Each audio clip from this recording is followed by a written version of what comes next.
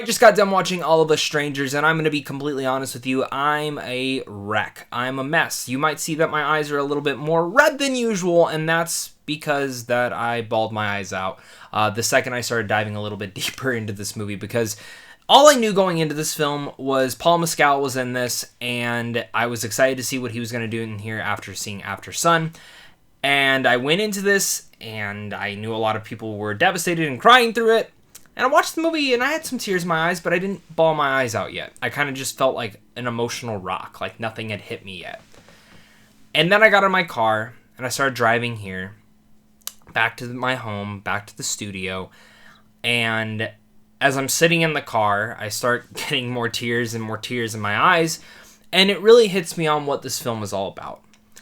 And I'm very excited to talk about this movie today. And I'm going to do, again, my best to not get super emotional throughout this. This is going to be more of a ramble than anything else. But All of Us Strangers is a must-see movie. And if you've ever grieved in your entire life, then, my God, be wary of this film, because it will break you. I say that because this is a film that centers on a screenwriter who's drawn back to his childhood home and enters into a fledgling relationship with a mysterious neighbor, as he then discovers his parents appear to be living at this house just as they were on the day they had died 30 years before. This is directed and written by Andrew Haigh, and it stars Andrew Scott, Paul Mescal, Jamie Bell, and Claire Foy. All people I'm massive fans of, and like I said off the top, before we get any further, make sure to hit that like and subscribe button and leave your thoughts as well. But when I left this movie, I didn't know how to feel. And I kind of sat there and I was like, I might need to see this film again before I actually review it and sit down and talk about it. And I actually might do a follow-up video on this when I do rewatch it for a second time.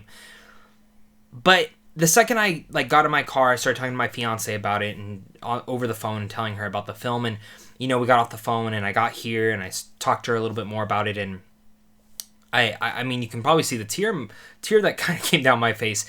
The film breaks you down. This is a movie that is a surreal experience, and it's one that I think, if you, again, have ever grieved or are grieving, can break you. And there's a thing and a saying that I've been told is that you'll always grieve. You're always going to grieve. And I've always felt that, anyone who's ever passed away in my life or anyone who I've ever loved, I'll randomly think about them. I'll randomly have these memories of them that maybe they died 10, 15 years ago, but I still have those memories of them. And I, not to get into deep, I've had a lot of people pass in my life this year. And for the last 6 months, it has been very difficult to go through life and not think about certain and small instances of what has really struck me. And this movie brought so many memories back once I started thinking about it and thinking about this idea, and that if I was in the main character's shoes, how would I feel? That surreal and emotional feeling you get watching this movie is a feeling that I haven't felt since watching Arrival.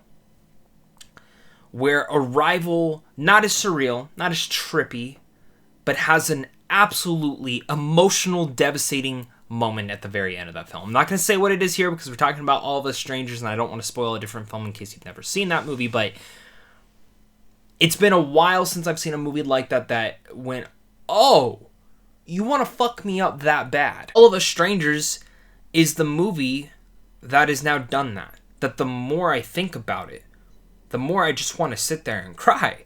Because the experience that it gives you on seeing this character get to have conversations with his parents that he never got to have.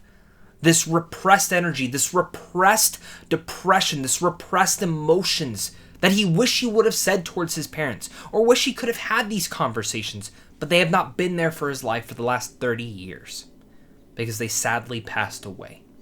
And there was conversations that he wished he would have had and stood up for himself against his parents. Because it wasn't the greatest childhood. But it's all those smaller moments and all those things that really put this person into the position that he's in now. A very lonely position. And this film's going to hit harder for people depending on who they are and what they've dealt with in their life. I cannot believe what Andrew Haigh was able to develop here as a director and a writer, and I think this is, again, I'm not sure if this is his directorial debut, but if it is, fucking phenomenal. And if it isn't, then great job on your next film. Genuinely love that feeling. And I love how now it's kind of a meditation through so many different experiences that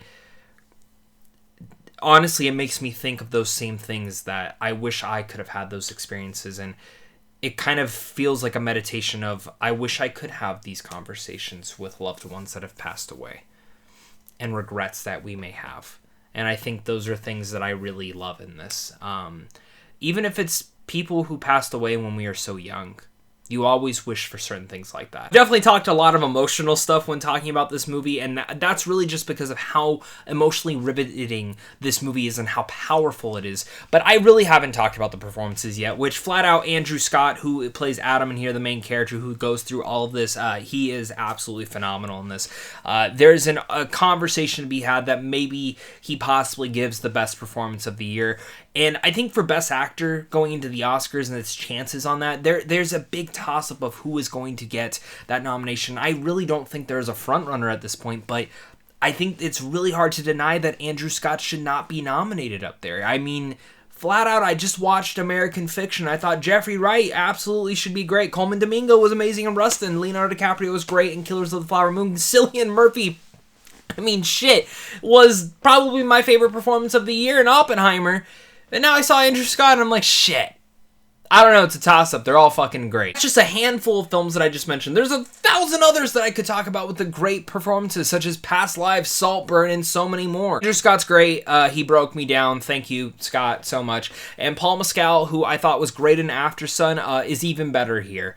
I think his performance and his role, like, let me say this right now. I don't think this movie is perfect.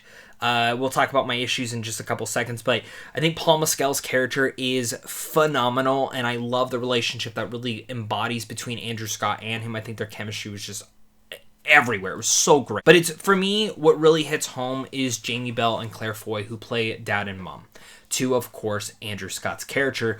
And the relationship, the chemistry, this family dynamic that you get with all of them is one of the most unique things that I've ever seen. And again, this is a very surreal and trippy experience that I don't think will be for everybody. And a lot of that goes down to the haunting and horrifying cinematography that you have at times.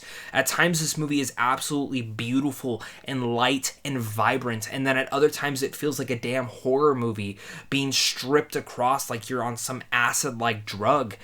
And a lot needs to go to the incredible cinematography. I mean, it really brings us to life, the technical achievement in all this. All those things just rivet and bring about such an emotional experience. This is an emotional experience, like I mentioned, and that I've rambled about.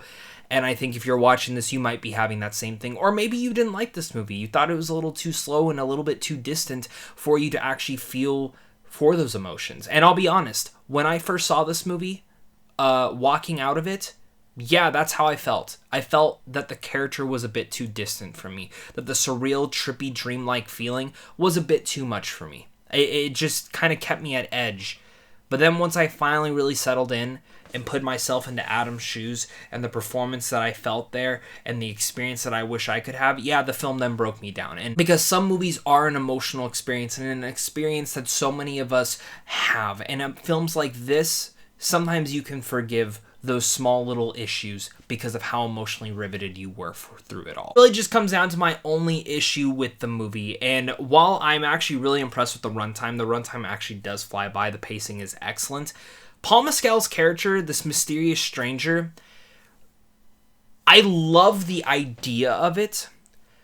I wish there was just a couple different elements to it. I don't want to get into too many things because I think his character is very standout-ish, and the ending of the movie is absolutely an emotional powerhouse. But there's a couple things I just wish here and there we would have gotten a little bit more of them. Maybe that's just because I'm a little bit selfish, but this whole concept and idea is very strong, and it's a very unique experience. Again, I'm trying to tiptoe around all the spoilers because I didn't know a lot going into this movie, and I definitely don't want you to know a lot going into this movie. Honestly, I don't know how to feel right now. I do just feel broken and a mess and like a truck backed over me. But yeah, that's about it. So with all that said, I'm going to give All the Strangers an A. Thank you so much again, guys, for watching this. Sorry for my teary eyes and red eyes and crying and getting emotional. This was just a really tough review to do, and I definitely want to get my thoughts out while I was feeling this emotions because I don't know if I'll ever be able to not talk about this movie without almost crying. So thank you so much again for watching this. Make sure to hit that like and subscribe button. And of course, until next time, stay classy.